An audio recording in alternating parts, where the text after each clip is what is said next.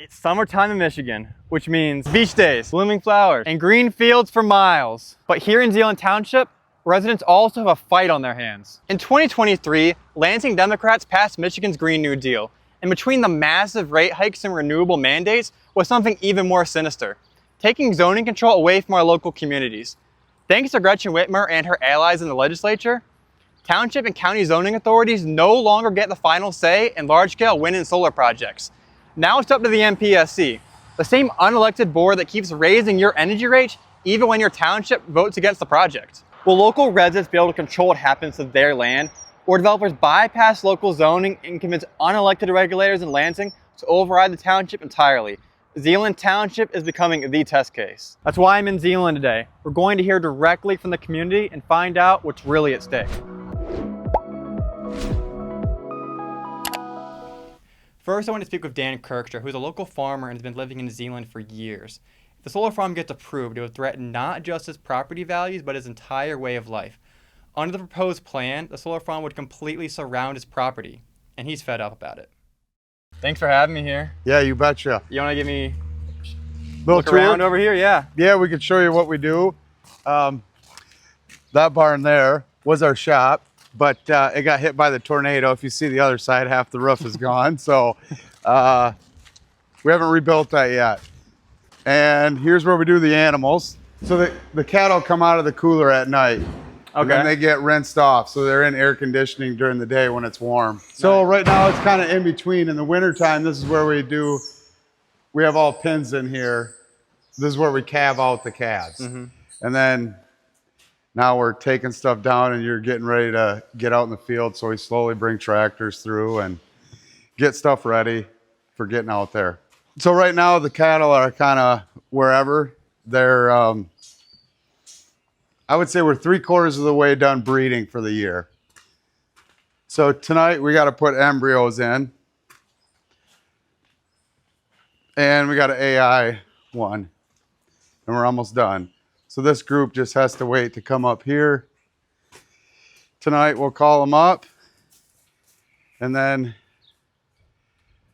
so pretty much everything green, and then down to the next road is the pasture after they're bred that they go out on. And so where the green ends, see the ditch? Mm-hmm. That's where the solar would start. Gotcha. So where all did they say they wanted the solar to be? The green would be pasture. And then on the other side that way, pretty much as far as the eye can see, mm-hmm. going that way. So that those houses there just have a couple acres. And then on the other side where you see it's green again, all that green is all the way to the next road to 100th Street. So about, you can see about 1.5 miles right now is that hill. And everything that way will be panels. Yeah. And then if you turn around this way, so you can see the highway with like the semi and the trees. Mm-hmm. So that's the highway. They're going right up to the highway. So that's another, I don't know what that is, 2.5 miles that way. So it would basically surround you here. 100%. And what would this mean for your farm? Well, it's just, it totally changes the demographic. Mm-hmm. When you move and you, or build a house, you try to, go with like-minded people. So when you take your whole family and you build a relationship with the people around you, and if you have a farm, you want to be in a farming community. So if this thing goes through, it will literally take it looking like we're with like-minded people, farm after farm after farm, and it'll look like we're in a prison, because they're going to put up, I don't know what it is, 8-foot tall fences around everything. And it's my neighbor that way, to the west, everything to the south. And when you go to the other side of the property line there, it picks back up and goes all the way that way. So it's just, it will totally change the demographics. Now, obviously the view is what's terrible. And, it's going to take away property values. They try to say not, but I can tell you this right now, I don't want to live next to a solar, power plant. Yeah. And it's not just that. They put all the inverters and the batteries and everything else around here. So it's noise. It's cosmetically, it's terrible. The runoff, and we get high winds around here. Terrible. Not just tornadoes. I mean, you can go back a few years. I lost half of this barn And when I lost half of this barn, that neighbor lost his entire barn, and the next neighbor lost their entire barn. Then the tornado came through here, and I would say there was maybe 8 of us that lost buildings or houses. I mean, it just happens around here. It is so windy given our elevation and clear line of sight to the west. And I would say it's not if, it's just when are all them panels from the west, you know, gonna look like. I mean, we just saw it earlier this year in Indiana. What was it, Wheatfield? They had a tornado, and that wasn't even, it was only what, an EF1. So I mean, it's still a tornado, I get it, but it's not like it was an extreme Small tornado. one, yeah. It was a very small tornado. I mean, we get straight line winds through here that are more powerful than that. You know, between that, there's going to be a mess, and there is no plan. I mean, like, that's been 2 months and it's still not fixed, right? People complain about if your power goes out for 6 hours or a day. Now imagine if we're relying on solar and you don't have power for 2 months. Yeah, I mean, because it's all wiped out, right? And that's just not having power. That's a mild inconvenience. But then all the contaminations, you know, and while it is up, all the water shed off is going to be absolutely ridiculous. I mean, people don't grasp. If you were to sit here on just a regular, say, 1/2 to 1 inch rain, and you watch these fields the way they are, even with the crops in, and now if you take it and it's all hard surface, one panel after the next, all it's going to do is just run right off. And I'll tell you, like that subdivision, that's the next mile over, they'll be flooded out. When this company first came in, they didn't have any drawings. They didn't have anything. They didn't even know if it was possible. There was no ordinance drawn up yet. They didn't have enough owners that were interested. And it was explained to everybody that there would be a 5-year period to gather information. And, you know, they didn't even have the right information. And what's ironic about that, to this day, they still can't tell you exactly where the panels are coming from. You know, they don't even have the information. So it's like, if I were to go into the township and say I want to build a house, but I'm not going to give you a, you know, drawing, I'm not going to tell you what I'm building it out of, you know, and that's how preliminary this is. Unfortunately, Gretchen Whitmore has really wrecked this state by just giving these foreign power companies an easy way out, and says, well, if the local people don't just let you do whatever you want, then you just come to the state and we're going to give you a freebie and we don't care what happens. And that's the big problem here. They don't have to actually do anything legit or right or anything according to any zoning standards or construction standards that have been in place since, you know, every township across the state's been in place. And Whitmore is just giving these foreign companies, you know, just a complete landslide across our whole state. It's absolutely terrible. It's unfortunate. Something needs to get done about it. And that's really probably one of the biggest underlying problems, because if she would not have done that, I think there's enough townships and enough boards with common sense that this kind of large scale solar power plant would not be happening to this magnitude. You know, I don't know exactly where the numbers are now. I know when this thing started, they said there was, you know, somewhere around 15,000 acres of solar in Michigan. And by the end of like 2028, they're projecting like 300,000. They have no trial and error. They have no idea what they're doing right now. It is such a Hail Mary. Let's just cross our fingers and hope for the best in the absolute worst state, literally, to try to put solar. I mean, look at this. And I'll bet if you drive another 20 minutes east, you'll have clear skies. You can go north, you can have clear skies. We live in West Michigan. I mean, it's not rocket scientist. Any meteorologist is going to tell you that right here, this bubble, it's predominantly cloudy. And I know they'll say, oh, solar works with some clouds, but it's not efficient. You know, why would we give up prime farm ground if we're not getting a prime return? In 2023, we got the Green New Deal, and we have these renewable mandates now, which I think maybe you could agree is a part of why they're trying to force solar farms in every square inch of the state they possibly can. Have your energy costs here gone up over the past few years? Oh, they're skyrocketed. But, you know, we use more than the average being a farm, you know, it fluctuates, but we're definitely over $1,000 a month, you know, when it's in the summertime here, but there's a lot of stuff running, you know, and it'll drop way back. But in the summertime, you're running a lot of fans and, you know, coolers and stuff like that. So yeah, they're talking, how much was it going to go up? 15%? 9% was the most recent rate hike. Yeah. I know there were rate hikes before that, but 9% is just the most recent one, May 1st. Yeah. But they're talking about another one already. They put in for it. Yeah. They are. So I thought it combined, it was going to be like 15%, which, you know, it's ridiculous. Between, well, you take that and the fuel tax that Whitmore put on, you know, which is ridiculous. People see the price of our gas. Yeah. And that's not what it is in every other state. People don't grasp that. That's not just a fuel thing. We just have a ridiculous high tax on our fuel compared to other states. But that's a little off topic. It's okay. Does that make it hard to make ends meet here at the farm? Yeah, obviously. You know, you got everybody that wants a piece of you, right? And there's not much left at the end. Yeah. And then I get it. People, they want cheaper groceries, but they don't realize how much it takes and what goes into it. If people actually understood what it took, you know, every time they went through McDonald's, how long it took to make that hamburger from the time that they first had to plant that corn, it had to raise, it had to, you know, get dried, then that has to get fed to a cow, that cow, you know, has to have a baby, then that baby has to grow all the way up. It's 3.5 years in the making, you know, and a burger gets devoured in 5-10 minutes and they want cheap food. Yeah.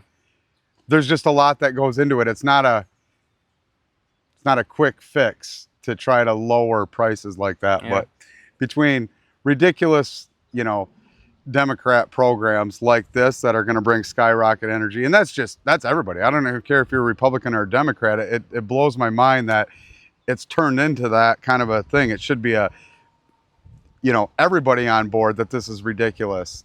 Yeah. When the solar thing goes through, and actually the state has it so that they can piggyback more or less. People don't grasp this. If this thing goes through, then it's the battery storage plant, the BESS facility, you know, and once you have that, it just rolls right into a data center because now you have that. And you just will take, and then we're not the only community, right? I mean, they got these things all over the state.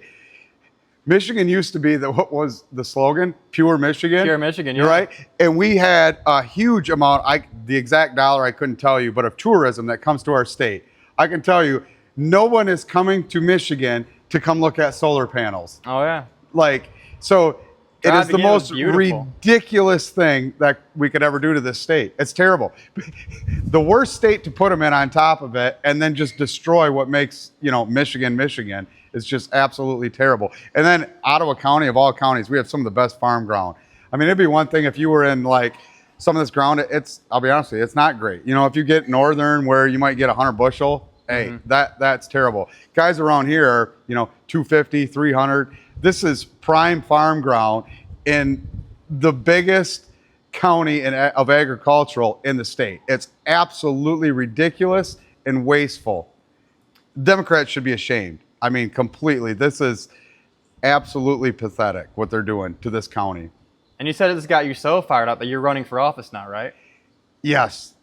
I'm running for township supervisor now. After this started going through, I don't know. Not that I really wanted to get into politics, but I didn't think I could live with myself if I didn't go for it. What makes you want to run? Stuff like this. Just this, you know, because I know that this is just the tip of the iceberg. After the solar, you know, and then it's battery, and then it's data. And I don't want my kids to look back at me and wonder why, you know, nobody stopped it. And I get it, it's the whole state, but if I can stop it in this township, then I'll stop it in this township. And at least there'll be one township in Michigan left that we can say is still pure Michigan.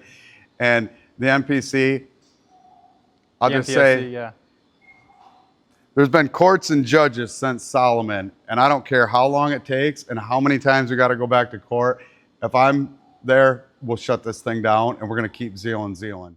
Josh Eichelson is the Zeeland Township manager. we sat down to have a conversation about the township's case against the MPSC and why the community opposes the project so much. Thanks a lot for doing this. For those who may not know, would you mind just briefly introducing yourself and telling us how long you've lived in Zeeland Township and what you do for the township? Yeah, I'm Josh Artlist. I'm the Zeeland Township manager. I've been with the township now for almost 2 years, but I've lived in the township for about three and a half years. And how did this whole saga with the solar company get started? 5-6 years ago, a company, I think RWE, was kind of making some contact with some farmers and said they were doing a study, and then they kind of signed a couple on, and then I think they kind of signed a few more on, and then but about a year and a half ago, through the planning commission, it was like, okay, well, we don't really have an ordinance for this right now. So if we're going to have a local permitting process, we need to look at having an ordinance for it.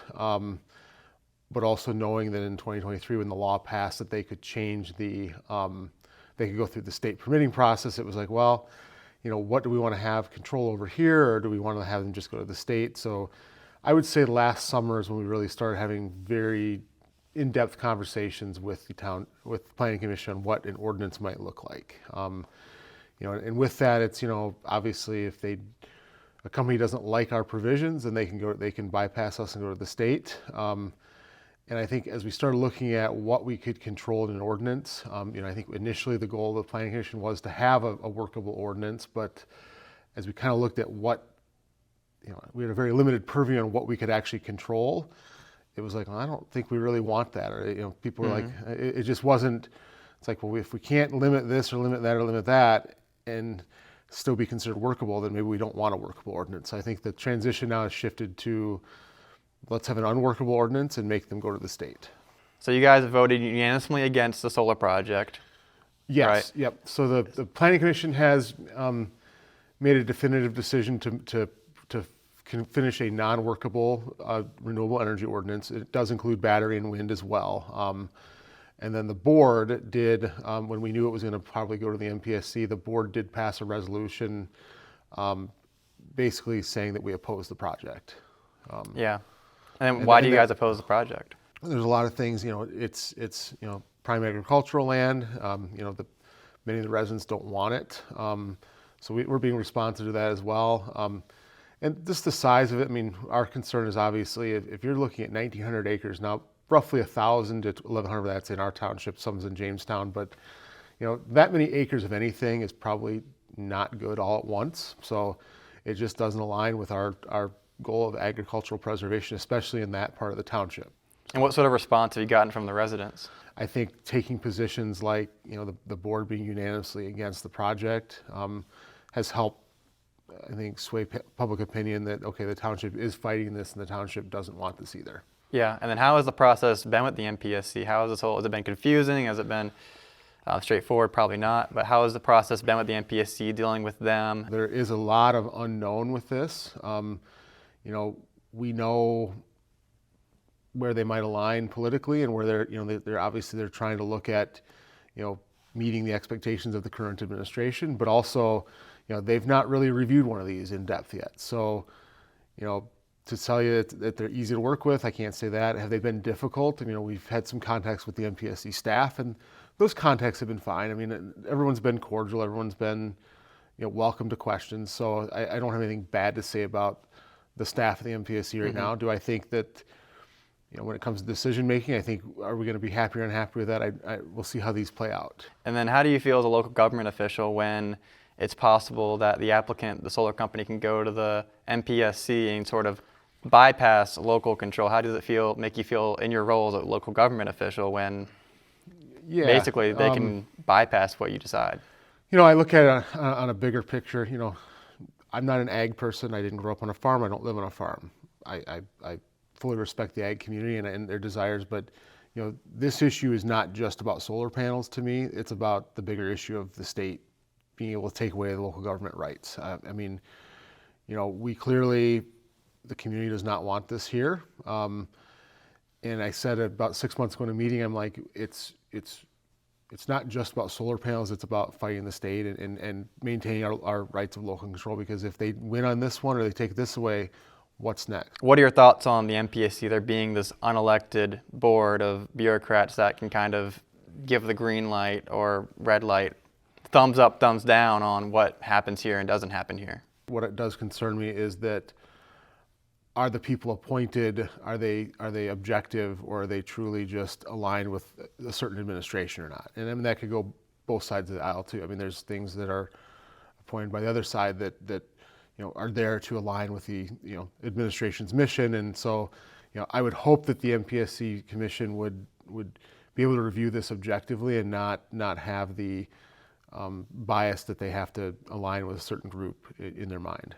Gotcha. Is there anything else you'd like to add? Anything you'd like to emphasize that you haven't emphasized yet? Just while I can't give a lot of details about the case that we're making against the MPSC, I want the community and the township residents to know that our board is committed to fighting this. We have pledged funds over and above what they're called the intervenor funds that the solar company actually gives the township to fight them.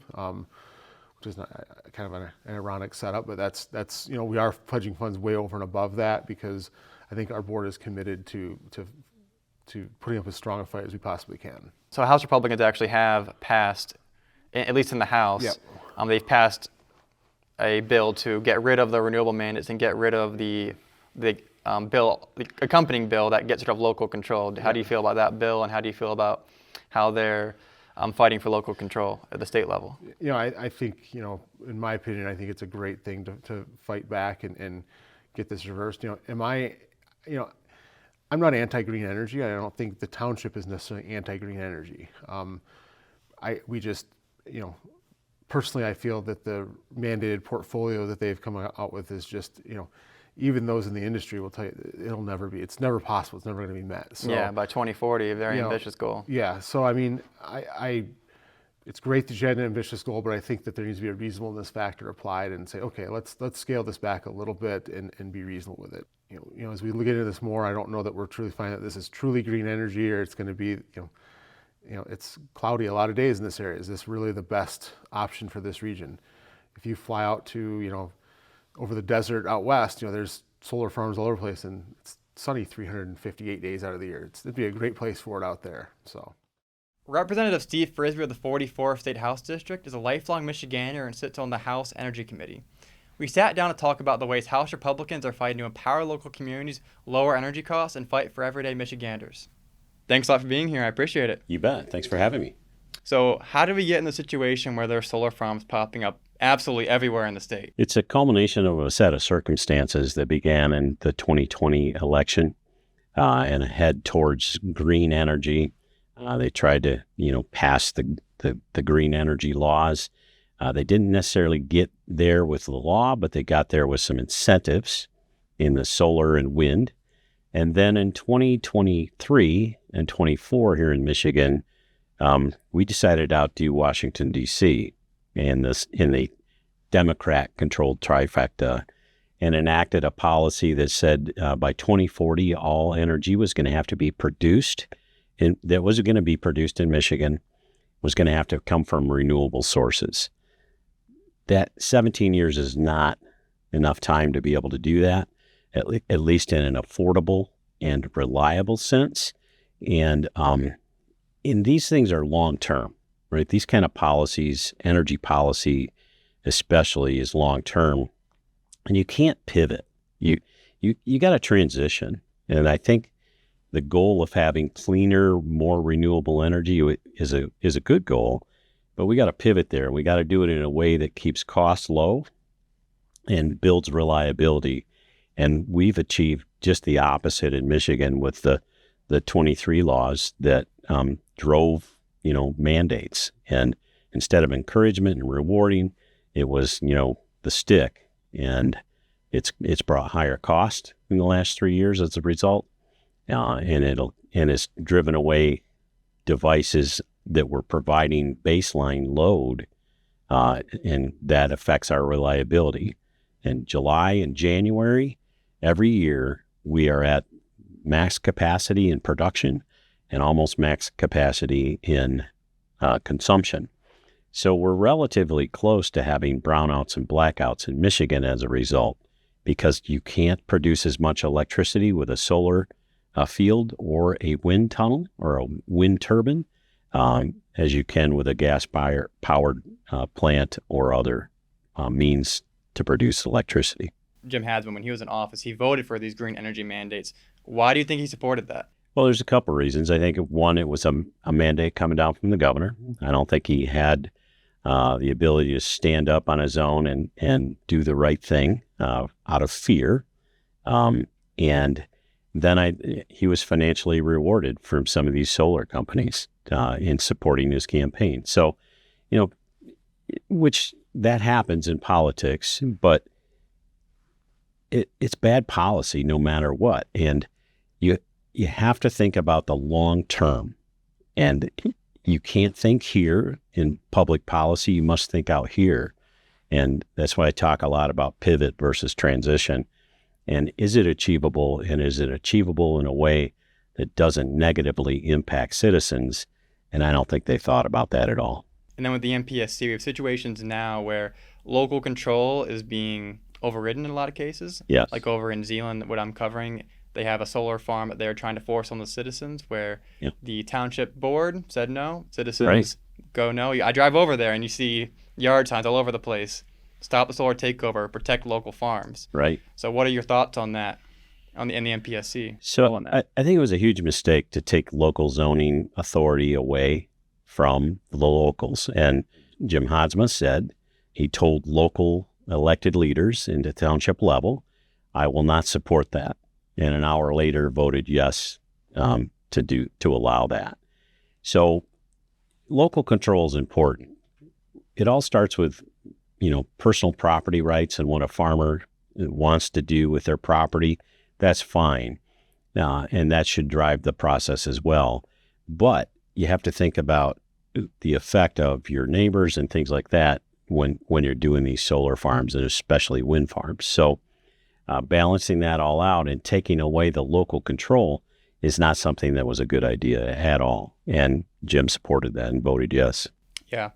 And then what are you doing in the House to help empower local communities and lower energy costs? Well, last year we voted in the House to repeal the 2023 laws and the mandates. And we didn't just say, hey, just undo what the Democrats did in 23 and 24. We said, undo what they've done in mandates. Solar and wind are fine. They have their place, right? But we need to think long term in that transitional thing to be able to achieve affordability and reliability. And so we have to start thinking about natural gas, which Michigan has the largest storage capacity of any state in the nation because of our cavernous undergrounds. And it's relatively inexpensive fuel. People talk about fuel and in renewables, it's always available. Well, for 3.5 weeks, there was hardly any production of solar and wind in Michigan in this past January. Why? Because of all the snow and ice. You can't spin the blades of the wind turbines because they'll snap off with the extra weight from ice. And if their solar panels are covered in snow and ice, they don't generate any power as well. Solar in Arizona is a heck of a lot different than solar in Michigan, and the ability to output sun or from the sun in Arizona is almost 100%. The ability here, how many cloudy days do we have in Michigan? A lot. How many wind and ice storms do we have in the winter? A heck of a lot. So solar produces about 1/10 the power of what its other counterparts in production do. So you have to produce 100 times the amount of solar panels in order to replace what you took offline. And we also voted in 25 to allow the UP to keep their RICE generators going, which are natural gas-fired electric generators. They were only 4 years old. And if they don't meet the law by 2040, if we don't repeal that portion of it, they'll have to take them offline. The sad fact is they'll lose reliability in the UP, which already have some of the highest rates in the nation, and they'll shelve those RICE generators, but the costs don't go away. So the cost remain, the capitalization cost is brought back to you as the ratepayer to subsidize that, right? And then you'll add more cost with whatever you put in place, a perfectly good rice generator that's 60% less emissions than a coal plant. You'll shelve it, and now you got to put something else online, and guess what? Those capitalization costs come to you as well. So your rates are just going to continue to climb. They're not going to go down. You're not going to get any more reliability, or you're going to get less, and that's just not a pathway we need to be in. So the other thing we'd said is nuclear. Nuclear is clean, it's reliable, it produces a great amount of energy, it's used throughout the world. We have, a nuclear plant coming back online over in South Haven. Not for me, that's over in Monroe, but Palisades. And the other thing that's possible in Michigan, and I'd like to see it happen, are small mobile reactors, in that we could put them in place, a few of them, in secure places, such as guard bases that are 24/7 in security. Get them off the grid, and then take the excess capacity that they're producing and let them put it into the grid and sell it. So, and support that base load energy. So in January and July, we're not at max capacity in production, max capacity in consumption. So there's things that we could do fairly quickly. And would the federal government be willing to help us if we're bringing the military offline, off the grid kind of thing? So we have to think outside of the box and look for those solutions that they didn't look for in 2023, but we're looking for as a caucus in 2026 and 27. Make no mistake, this is not just a problem for people like Farmer Dan Kirkstra in Ottawa County. The same exact script is playing itself out in Grand Traverse County, Wexford County, Livingston County, and Midland County. Who say your community isn't next? But there's hope. Recently, House Republicans voted to repeal green mandates, restore local zoning control, and expand energy options. But unfortunately, Senate Democrats are stalling this legislation. If you want to stop this overreach, restore local control, and lower energy prices, call your senator and ask them to support House Bills 5710 and 5711, which repeals the green energy mandates and forces the MPSC to prioritize reliability and affordability when approving energy plans.